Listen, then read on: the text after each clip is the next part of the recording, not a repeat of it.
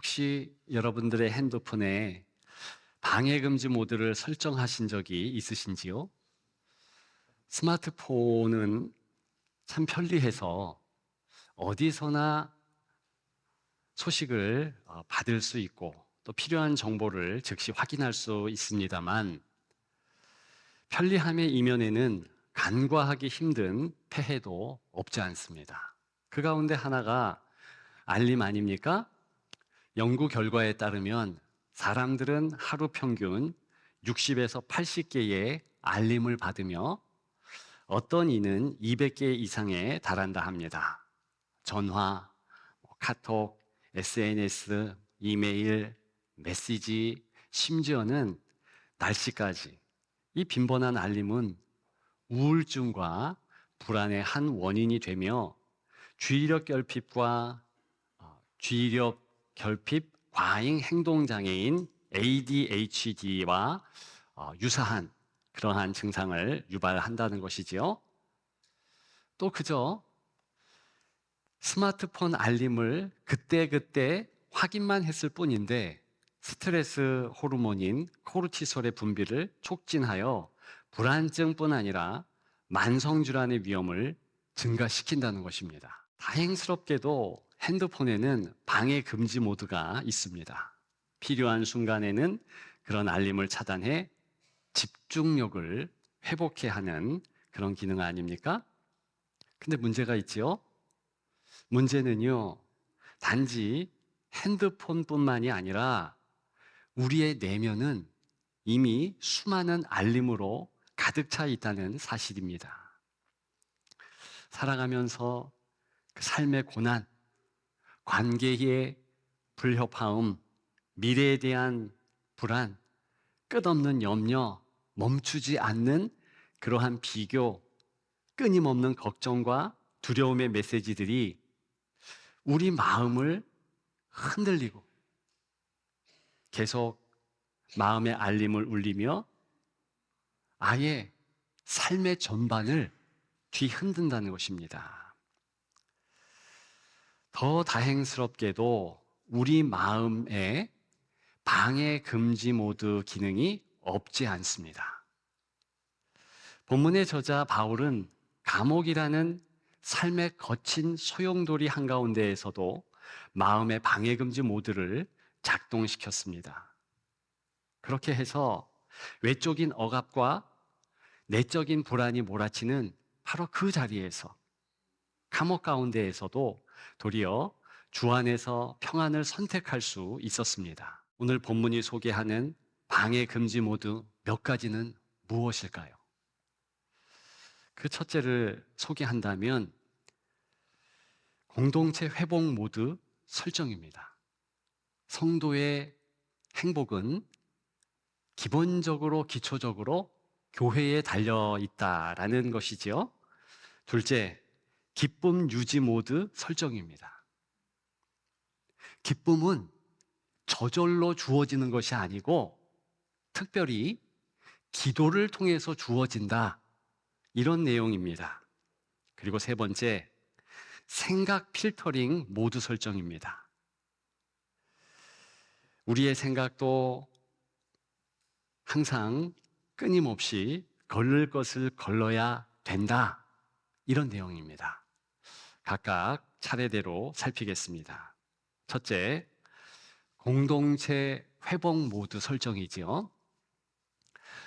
1절부터 3절이 우리가 주목해야 할 구절들이 되겠습니다.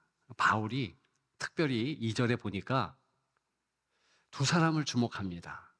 이 둘이 1절 대단한 사람들이다. 내 면류관이다. 내 기쁨이다. 사모하는 자들이다. 이렇게 말하면서 유오디에와 순두개의 이름을 하나하나 언급합니다. 그러면서 둘이 한 마음이 되어라. 같은 마음을 품어라. 현대인의 번역, 쉬운 번역 같은 곳을 보게 되면 정확하게 이 대목을 직진해서 우리에게 알려줍니다. 화목하라. 이 두 사람이요, 불목한 겁니다. 사이가 무척 좋지 않은 거예요. 이 둘은 여자 성도들입니다. 근데 보니까 큰 일 때문에 다툰 것이 아니고 작은 일들이 쌓여서, 그래서 오늘 본문에도 왜 다투었는지, 왜 불화하고 있는지 이유가 없습니다. 이유가 중요한 것이 아니라 이렇게 불화하면서 교회에 어려움을 끼쳤다는 것이지요. 빌립보 교회는 바울의 전도를 받은 자주장사 루디아라는 여인으로부터 시작된 특별한 교회였지요. 여자의 역할이 당연히 컸습니다. 특히 이 빌립보 지역은요, 다른 지역과는 다르게 여성들의 활동이 두드러졌습니다. 여자들도 개인 재산을 소유할 수 있었고요, 부인의 요구로 한 일은 법의 제재를 받지 않는 특권까지도 있었다는 것입니다. 빌립보 교회를 주도적으로 이끌어가는 두 여인, 두 여자 성도의 다툼은요, 그래서 교회의 전체의 불화의 원인도 되고 악 영향을 끼치고 있는 터였습니다. 그럼에도 불구하고 오늘 본문을 보면 이렇게까지 목소리를 높이면서 이렇게까지 화해하라고 종용할 수 있을까? 그런 생각이 듭니다. 왜 그러냐 하면 현대 심리학과 상담학에 의하면 이렇게 화가 나 있는, 불목하는 이들을 따로 시간을 갖도록 좀 차분하게 정돈할 그런 타이밍을 갖도록 합니다. 만나지 못하게 해요. 그런데 오늘 본문은요, 직진합니다. 바로 만나서 바로 서로 화해하라, 강력하게 얘기하고요, 또 주변에 있는 사람을 또 종용합니다. 화해케 하라. 2절에 보게 되면 주 안에서 같은 마음을 품어라 그러면서 나와 함께 힘쓰던 저 여인들을 돕고 그랬습니다. 이때 저 여인들이 바로 이렇게 관계가 좋지 않은 유오디아와 순두계입니다. 근데 힘쓰래요. 뭘 힘쓰라는 겁니까? 화해하도록 힘쓰라라는 것입니다. 지금 사도 바울은요, 감옥에 있습니다. 이렇게 글을 쓰는 것만 해도 그 두 사람에게는 큰 부담감일 겁니다. 만일 대면해서 말하는 것 아니고 이렇게 편지를 보냈는데 그들이 다른 결정, 화해를 뒤로 한다든가 이랬다면 본인도 크게 상심할 수 있고 어려움을 겪을 수도 있어요. 그런데 이렇게 강하게 얘기하고 또 다른 사람들까지도 그 일에 개입해서 화해시키라, 이 정도로 이야기한다는 것입니다. 왜 그럴까? 그만큼 두 사람의 화해가 중요하기 때문이지요. 평화는 개인의 감정 상태가 아니라 공동체와의 결속, 영적 연결에서 자라가는 신앙의 열매라고 말하고 있는 것입니다. 이것이 오늘 본문에 나타나 있는 사도 바울의 생각의 내용이지요. 어쨌든 그렇게 힘있게 얘기하면서 두 사람이 힘쓰던, 복음에 함께 수고했던 자들이다. 너희들 과거에 같이 일을 했지 않느냐. 그리고요, 생명책에 기록된 자다. 무슨 의미일까요? 이 두 사람은요, 떨어질래야 떨어질 수 없는 자매들이라는 거예요. 천국 가서도 계속 만날 사람.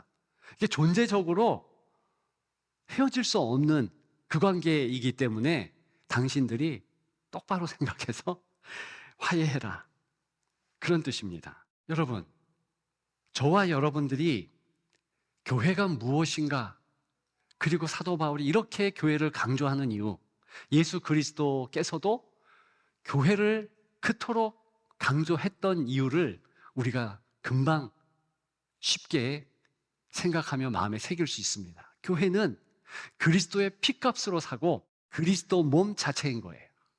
그러면서 이 교회에 소속되어 있는 성도들은 지체라는 겁니다. 어떤 사람은 손, 어떤 사람은 발, 어떤 사람은 눈, 이렇게 각 지체가 있는데 긴밀하게 영적으로 연결되어 있어서 만일 몸 자체가 상하면, 우리 그렇잖아요. 내가 지금 배가 아픕니다. 그러면 온몸이 다 아픈 거 아닙니까? 눈이 어두워요. 그럼 발은 역시 그 영향을 받지요. 아무 데도 못 가는 거 아닙니까?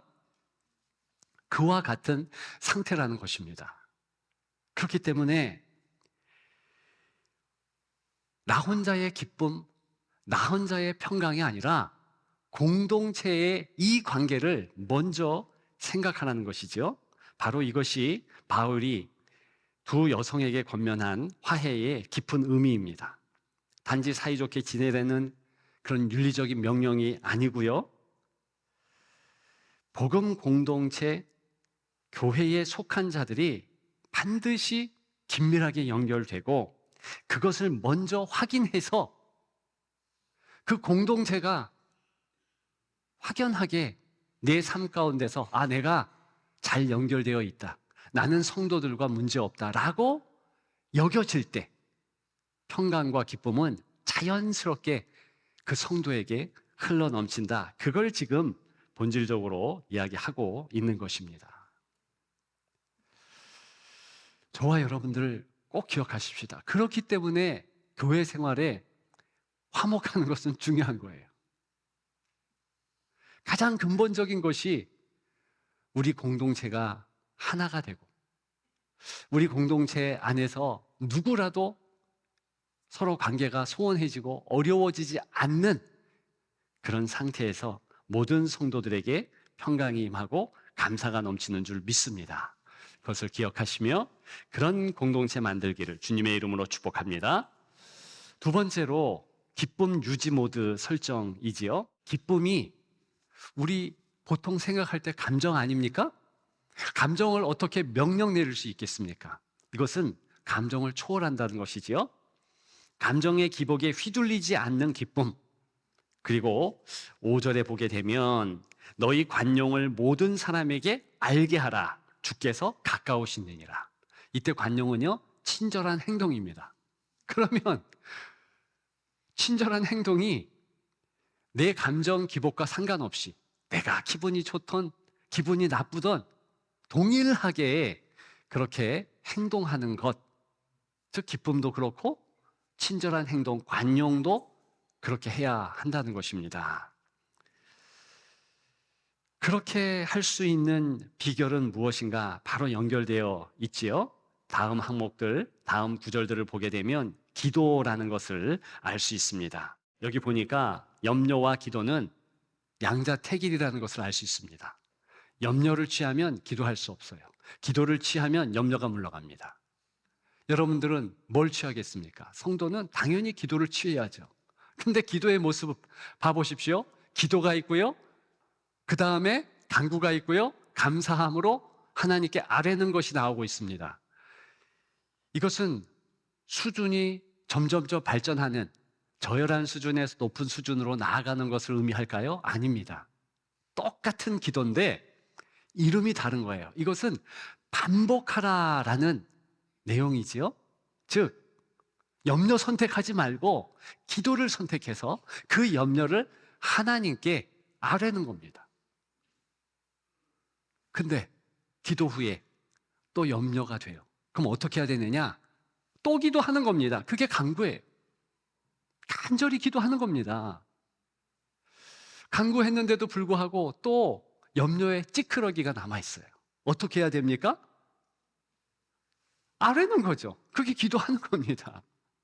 또 기도하는데 여전히 또 남아있어요. 어떻게 합니까? 아예 선포하면서 감사함으로 하나님께 아뢰는 거예요. 이 세 가지 기도의 모양은요, 이렇게 계속해서 기도하는 성도의 모습을 담고 있습니다.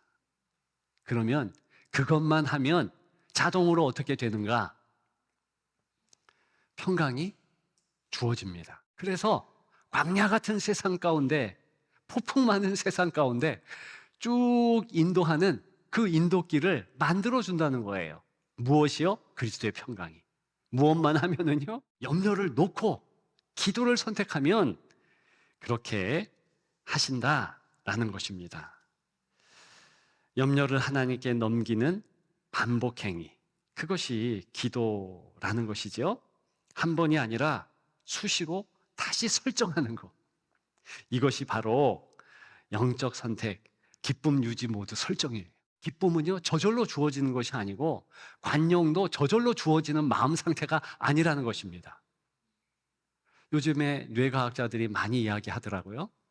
우리 뇌는 희한해서 내 마음에는 기분 나쁘고 낙심되고 우울하지만 입을 활짝 벌려서 웃는 모양만 취해도 실제로 마음이 변할 정도로 뇌가 움직인대요. 기쁨에 관여하는 호르몬들이 뿜어진대요. 그래서 속았지만 그렇게 바뀐다는 겁니다. 그래서 웃음 치료하는 분들은 무조건 웃으라고 그러잖아요. 뭐 우울하든 이거 상관없이 박수치고 얼굴 웃음 근육이요 가장 세밀하답니다. 그래서 그것을 근육화해서 만들면 정말 내적 평안이 온다는 거예요. 이유가 무엇입니까? 하나님께서 창조자인 그분께서 우리를 그렇게 만드셔서 우리에 대한 매뉴얼을 잘 아시는 분이 오늘 본문 강력하게 명령한 것 아닙니까? 기뻐해. 어렵지만 가장 간단할 수 있는 거예요.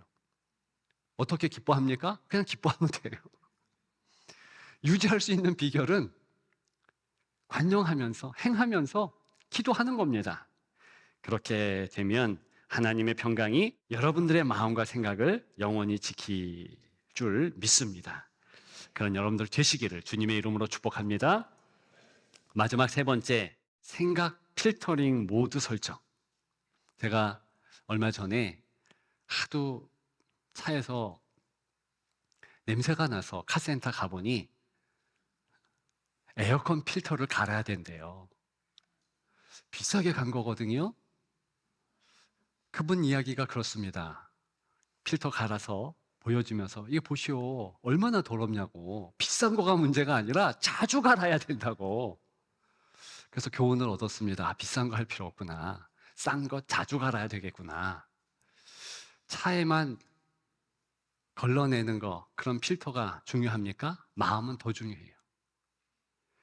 뭘 걸러내야 하냐 하면 나쁜 생각들을 걸러내야 한다는 것입니다. 우리 인간이 하루에 5만 가지, 수만 가지 생각을 한다 하지요? 근데 그게 진짜래요. 뇌과학자들에 의하면 동물과 틀린 것이 인간은요, 진짜 수만 가지 생각을 아침부터 잠자리에 드는 저녁까지 한답니다. 그 수만 가지 생각 가운데서 우리가 필터링 해야 하는 것이 많습니다. 걸러내야 하는 것이 많아요. 나를 힘들게 하고 관계를 어렵게 하는 것 다 걸러야지요. 필터링 해야지요. 오늘 본문은 8절부터 9절 그 내용을 얘기하면서 끝으로 형제들아 그랬어요. 이때 끝이라는 것은 사도 바울의 중요 어투, 강조할 때 쓰는 말입니다. 그러니까 끝으로 그런 것은 강조하니 그런 뜻이에요. 무엇에든지 참되며 무엇에든지 경건하며 무엇에든지 오르며 무엇에든지 정결하며 무엇에든지 사랑받을 만하며 무엇에든지 칭찬받을 만하며 무슨 덕이 있든지 무슨 기름이 있든지 이것들을 생각하라. 이게 무슨 얘기냐 하면 쭉 얘기했지만 참된 거 옳은 거 다 하나로 얘기할 수 있습니다. 그리스도와 연관된 거, 그리스도께 더 가까이 가도록 하는 것, 그런 생각들은 유익하다는 거예요. 어떤 생각을 내가 합니다. 근데 그 생각 때문에 더 주님을 사랑할 수 있어요. 그게 보통 감사의 내용들이죠. 근데 어떤 생각을 하면 반대로 짜증이 나요. 원망이 됩니다. 그리스도와 멀어져요. 그리스도께만 멀어지면 좋겠는데 성도들의 관계도 소원해집니다. 자녀와의 관계도 멀어져요. 그러면 그 생각이 좋은 생각입니까? 좋지 않은 생각이겠습니까? 좋지 않은 생각이에요. 그럼 어떻게 해야 됩니까? 걸러내야죠.